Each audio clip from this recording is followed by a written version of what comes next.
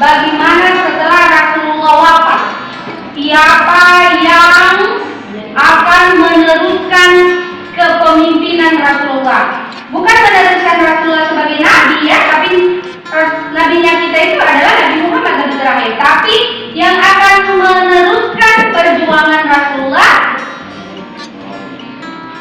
dalam menyebarkan agama ya. Oke. Karena materinya kita itu di bab 13, dulu semua ada buku, boleh dibuka memang, boleh. Nanti akan ada video juga, Ibu akan putar sebentar ya. Bab 13 itu Khulafaur Rasyidin sebagai penerus perjuangan Nabi Muhammad SAW. Ada yang sudah pernah dengar itu apa itu Khulafaur Rasyidin? Pernah dengar sebelumnya? Hah? Pernah dengar sepintas mungkin? Tidak pernah? Ya, Khulafaur Rasyidin itu adalah 4 tokoh ya, 4 tokoh yang akan meneruskan perjuangan Nabi Muhammad SAW setelah Nabi kita wafat. Fokus yang akan kita bahas nanti pada pertemuan pertama ini ada 2 tokoh dulu ya. Yang dari keempat tokoh itu kita bahas 2 tokoh, yaitu Khalifah Abu Bakar dan Khalifah Umar bin Khattab ya. Terus Ibu mau bertanya, kenapa sih kita harus pelajari sejarah? Kan ini sejarah budaya Islam, sejarah umat Islam pada zaman dahulu, sebelum Rasulullah, setelah Rasulullah wafat. Ini yang kita pelajari ya. Kenapa kita harus belajar sejarah? Nah, ada yang pernah dengar kenapa kita harus belajar sejarah? Apa manfaatnya buat kehidupannya kita sampai kita harus belajar sejarah? Hah? Kenapa kita harus pelajari sejarah? Ada yang pernah dengar manfaatnya kira-kira kenapa kita pelajari sejarah? Apa manfaatnya? Hah? Ada yang pernah dengar? Sudah pernah dengar? Nah, kenapa kita harus pelajari sejarah? Apa manfaatnya? Karena dari sejarah tersebut ya, kita tahu sejarah, kita pelajari dari sejarah tersebut, kita bisa mengambil manfaat, mengambil ibrah atau mengambil hikmah ya. Dari sejarah perjuangan mereka, kayak tokoh-tokoh setelah Rasulullah ini, ada tokoh 4 tokoh ini, Khulafaur Rasyidin ini, kita pelajari kenapa Islam bisa mencapai prestasi yang gemilang di bawah kepemimpinan ini, keempat tokoh ini. Itu kita bisa mengambil pelajaran, kita bisa mengambil pelajaran dari kepribadiannya mereka, kita bisa mengambil pelajaran bagaimana strategi mereka dalam memimpin sehingga terdapat prestasi-prestasi gemilang pada saat itu. Dulu itu belum ada teknologi, belum ada komputer, belum ada internet, tapi Islam itu bisa berjaya. Kita harus belajar dari situ ya. Walaupun teknologi tidak ada, tapi keempat tokoh ini bisa berhasil membawa umat Islam itu mencapai kejayaan.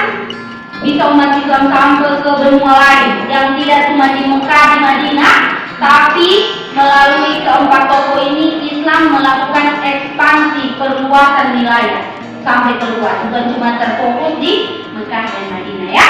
Itu pembuka dari Ibu. Kemudian Ibu mau perlu luruskan dari pertemuan kita ini ada tujuan pembelajaran yang akan kita capai. Setelah kalian menyaksikan video yang akan Ibu putar nanti dan menyaksikan setelah menyaksikan video kalian bisa buka juga membaca-baca di buku FR-nya kalian. Itu kalian ada 5 tujuan pembelajaran yang akan kita capai.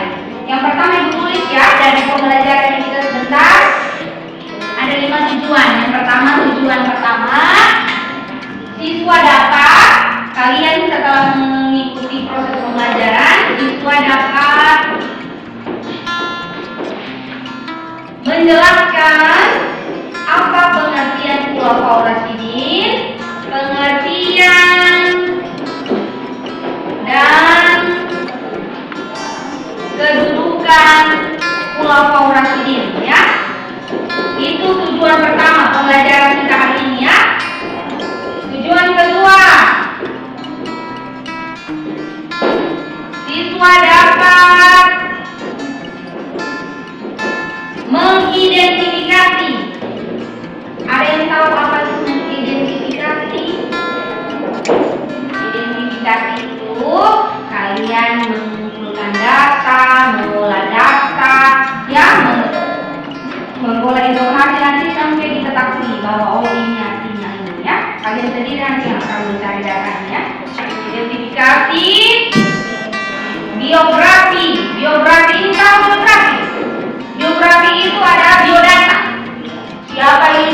Abu Bakar, dia siapa namanya, lahir di mana, orang tuanya siapa, itu biografi. Itu nanti akan kita belajar. Biografi, kepribadian. Apa itu kepribadian? Anda tahu lagi apa itu kepribadian? Adalah perilakunya, sifat yang akan kita teladani dari orang, ya. Kepribadian dan prestasi yang dicapainya pada masa pemerintahan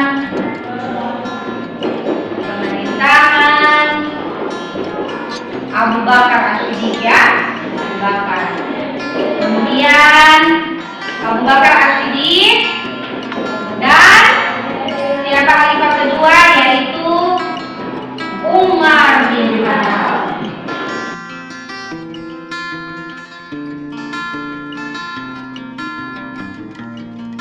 Kalau begitu, sebelum Ibu putar video, Ibu bagi memang saja kelompoknya, ya, supaya lebih terarah dalam mencari apa hipotesa, mencari dugaan-dugaan awal tentang materi ini. Jadi kita fokus pada hari ini yang kita bahas ada dua khalifah dulu, ya, khalifah Abu Bakar sama khalifah Umar. Kalau kita bahas nanti masing-masing kelompok, karena jumlahnya kalian 12 orang, Ibu bagi ke 4, ya, 4 kelompok, ya, masing-masing kelompok 3 orang, ya. Oke. Silakan, tidak usah itu apa Ibu yang menentukan, ya. Tentukan saya kelompoknya. Alif di situ sama Arfa. Oke, ya, semua sudah dalam kelompoknya masing-masing.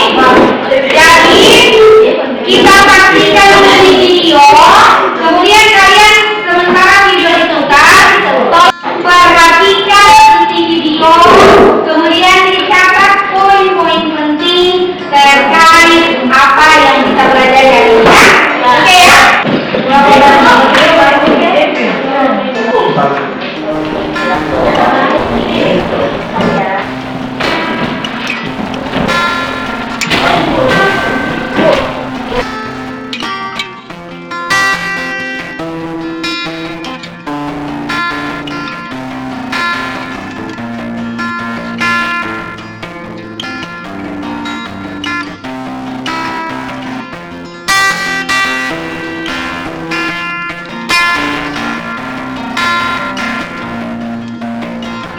Kalian kita semua sudah pada menyaksikan video tadi yang berkaitan tentang materi kita. Sekarang di tangan Ibu ada lembar kerja yang kalian bisa isi. Ini ada pertanyaan, kemudian kalian juga menulis poin penting. Sebentar juga Ibu akan bagikan kertas kartun ini supaya apa yang kalian poin-poin penting yang kalian tulis ditempel di kertas ini, ya. Sengaja dikasih kertas kartun supaya tidak nanti rusak intinya pada saat ditarik kalau bilangan itu, ya. Jadi ini ada LKPD yang Ibu bagikan untuk kalian kerjakan, ya. Kelompok 1 Ibu anggap ini kelompok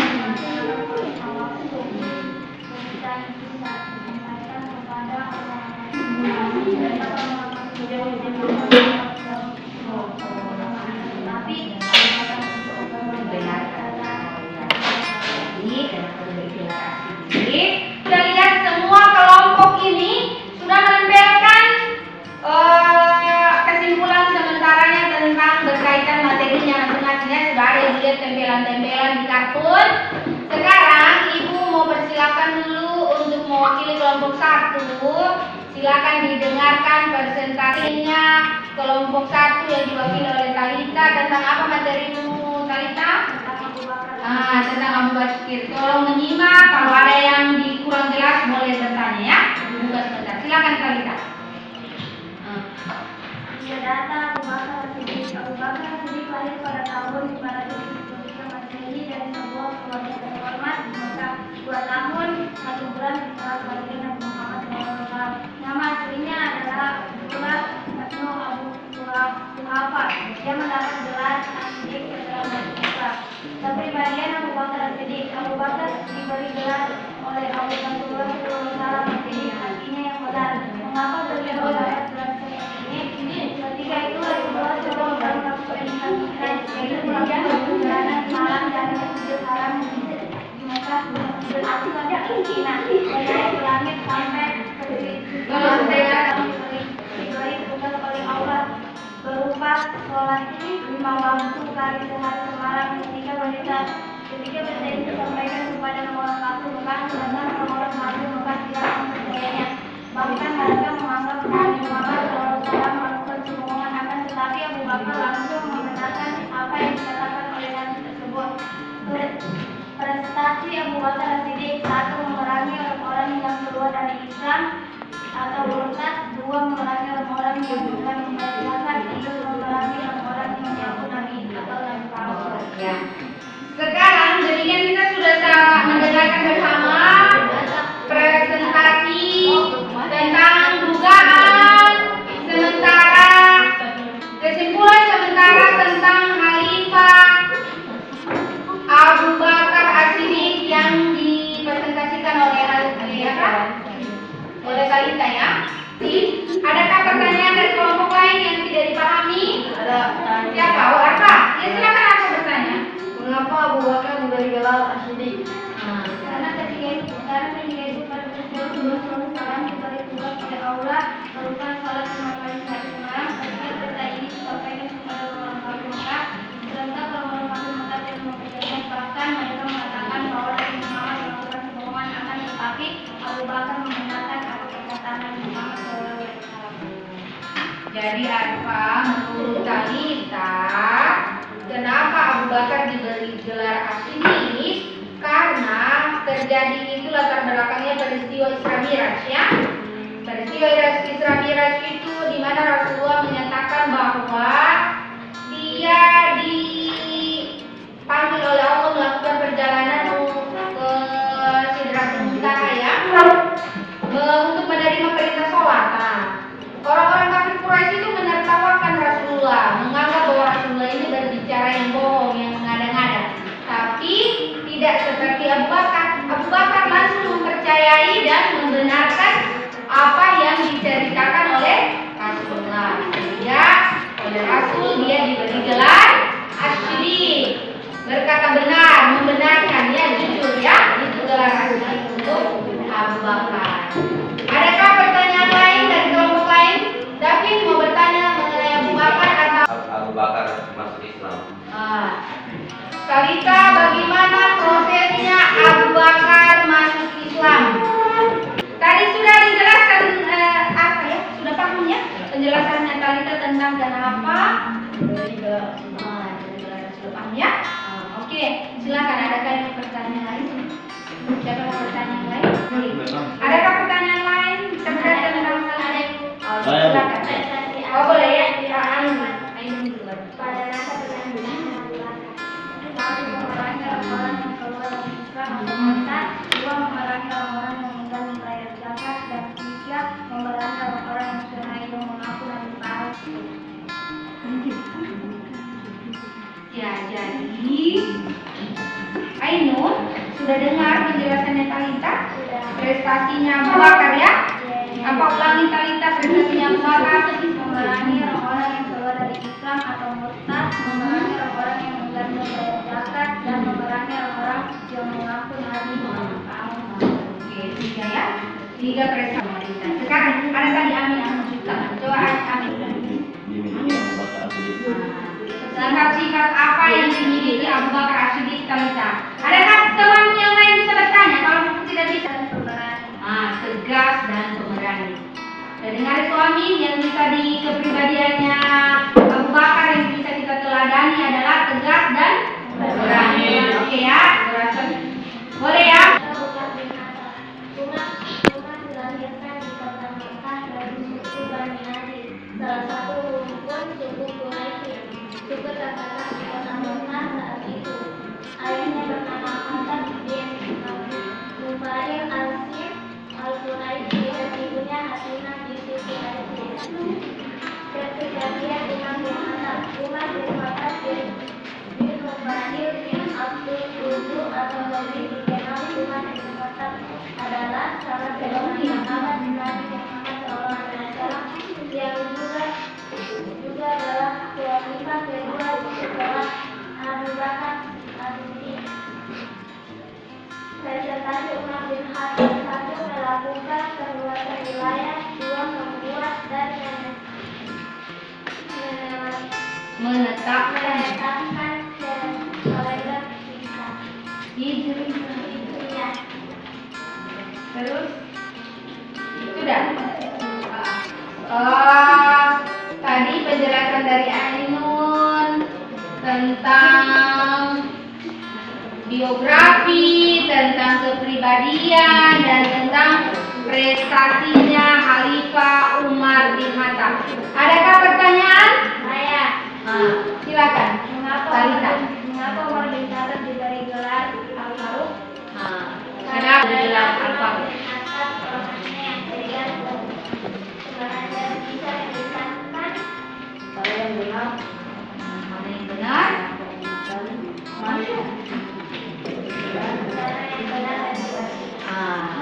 Ainun, kenapa itu Umar bin Khattab diberi gelar Al-Faruq? Karena Umar bin Khattab itu orangnya apa? Berani dan tegas dalam membedakan mana yang benar, mana yang salah. Orangnya tegas dan berani ya, sehingga dia diberikan gelar Al-Faruq. Ada lagi yang mau ditambah? Mengapa Umar bin Khattab dijuluki sinar pada pagi? Karena dia orangnya yang takut. Kenapa diberi gelar Umar bin Khattab? Sudah diberikan penjelasan tadi sama Ainun, karena dia orangnya gagah berani ya. Adakah tambahan lain dari Amin? Karena sama pembahasannya ya. Silakan didengar itu Amin. Apa Amin? Kenapa dia diberi gelar singa padang pasir? Silakan dijawab Amin. Dalam Islam biasakan dibatasi oleh orang-orang yang kebiasaan yang tidak di dalam Islam. Ia sangat ditakuti oleh musuhnya, yaitu orang-orang kafir. Ya, kenapa dia diberi gelar singa padang pasir? Kan sebelum dia masuk Islam maupun setelah dia masuk Islam, karena dia gagah berani, kemudian dia ahli perang, ya, ahli perang, makanya dia sangat disegani oleh orang kafir Quraisy, ya. Oke, adakah pertanyaan lain? Kepribadiannya Umar bin Khattab. Adakah yang bisa menjawab? Amin. Bisa menjawab. Kenapa diberi gelar? Bagaimana kepribadian Umar bin Khattab?